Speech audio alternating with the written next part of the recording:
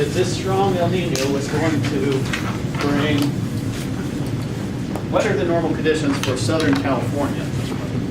It didn't work out that way. They actually had a drier than normal winter. But now we've got a little something different going on this winter, and so we're going to talk about that. I didn't do anything last time. It just came on all of a sudden. So I'll bring this into focus. So what kind of a winter are we expecting this year?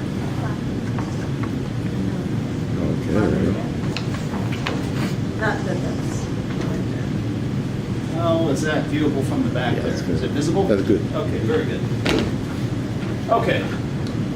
So what do we have this winter? We've got what we call ENSO neutral conditions. So we have El Nino, southern oscillation. You alternate between El Nino, neutral phase, and a La Nina, and it's always in one of those states.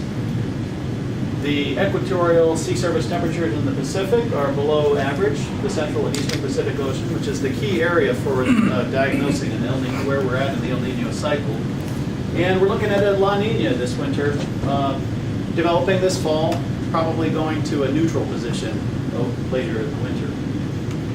So how's a La Nina different from El Nino? And what can we expect in terms of our seasonal precipitation? Because we'll be in that La Nina. And also, how will that affect the drought? So if you look at a normal circulation, this is the Pacific Ocean out here, South America here, Central America visible on the map there, Australia and Indonesia over here.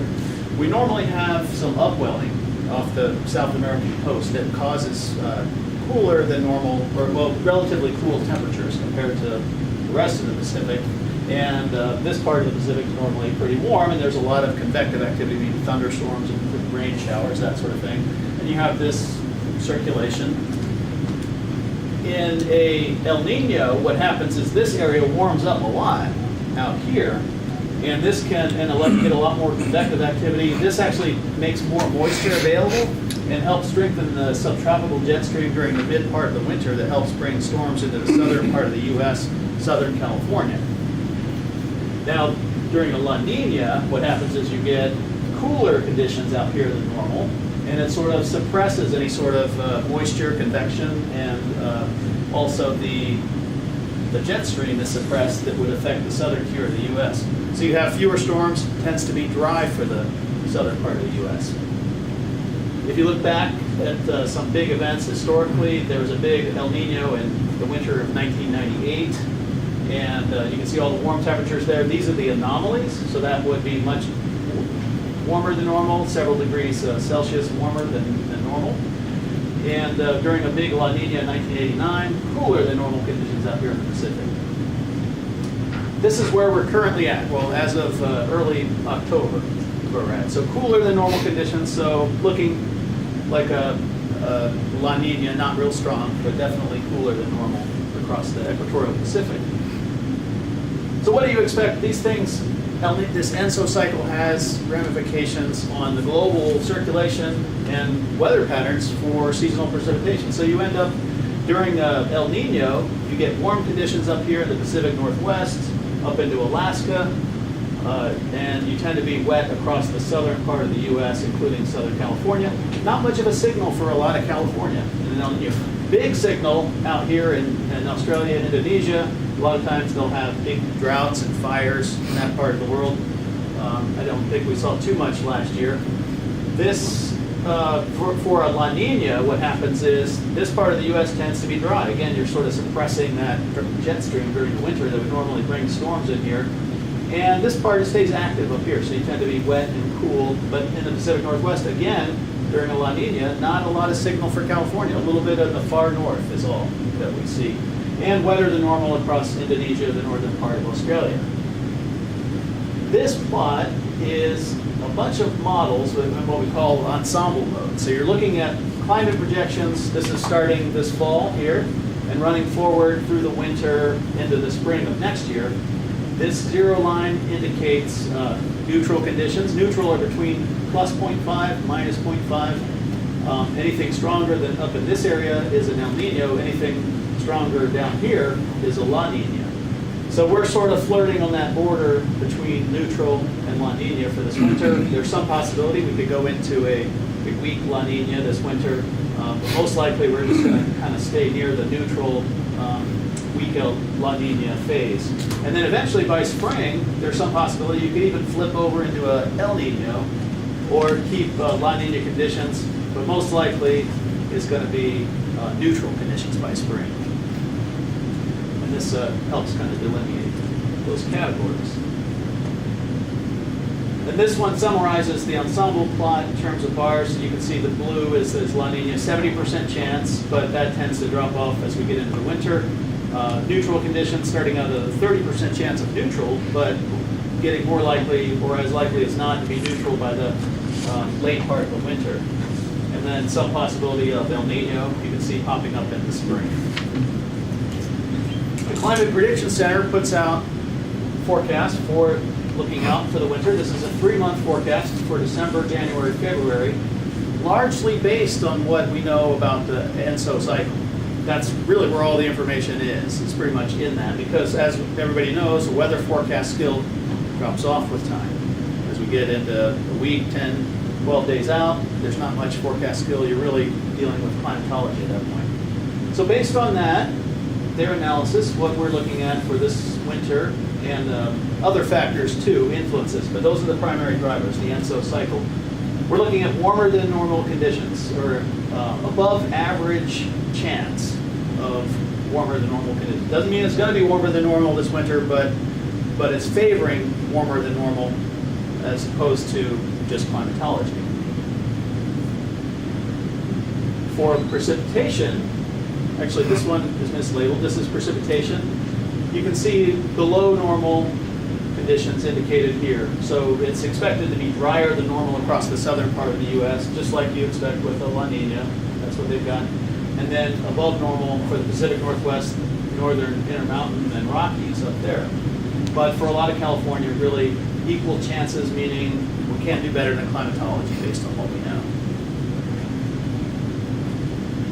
What does all this mean? So what about the precipitation, the seasonal precipitation for this winter? Where are we at so far? We know we had a lot of rain earlier this month, and it did bring, this is what they call the aid station index. These are sort of the big water supply region for California up in here.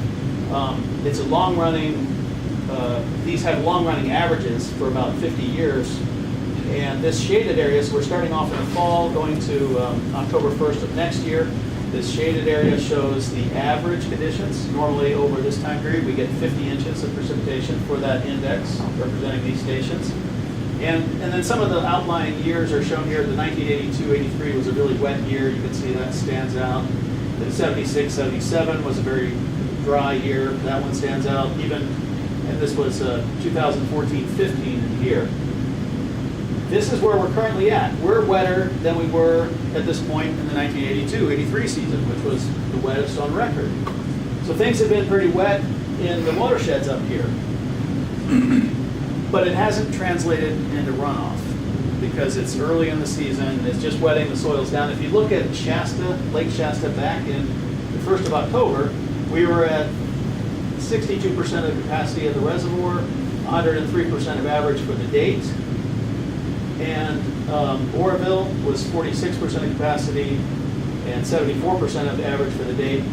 Fast forward to early November, and you've got pretty much the same conditions. The reservoir levels haven't changed. We've seen Folsom come up, but these two reservoirs haven't changed. But what has happened is the soils have been wetted down, and they're ready for whatever storms come. Will bring more runoff response in the future. So it's a good thing. You know, we're primed and ready to go. We're off to a good start for the season. If you look at the cumulative deficit that's built up over the last 4 years, this shows the average runoff for the Sacramento Basin, so the 4 rivers, Sacramento, Feather, Yuba, American. This blue line shows instantaneous runoff, so these were the big storms that happened. This magenta line shows the accumulated volume.